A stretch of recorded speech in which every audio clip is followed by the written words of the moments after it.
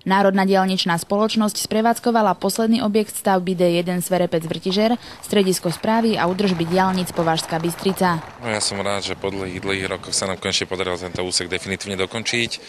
Toto stredisko je vlastne akýmsi bodkou za celým týmto úsekom, ktorý vlastne bol posledný v rámci spojenia Bratislava-Žilina.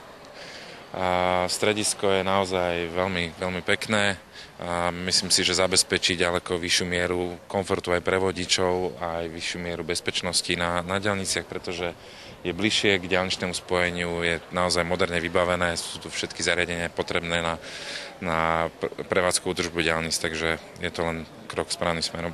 Stredisko správy údržby diaľnic a rýchlostných ciest, ktoré je novo otvorené, zabezpečuje úsek priľahlej diaľnice od Ilavy po Žilinu.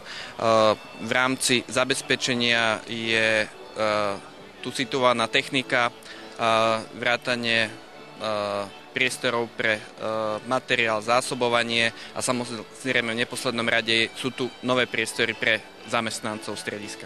Vybudovaním strediska by nemali vzniknúť nové pracovné miesta. Treba povedať, že toto stredisko vzniká ako náhrada za stredisko, ktoré sme doteraz využívali v Púchove a vysunuté pracovisko v Predmieri. Na stredisku v Púchove bolo 62 zamestnancov. Títo zamestnanci plynule prechádzajú do strediska Považská Bystrica, ktoré vlastne zabezpečí samotnú údržbu.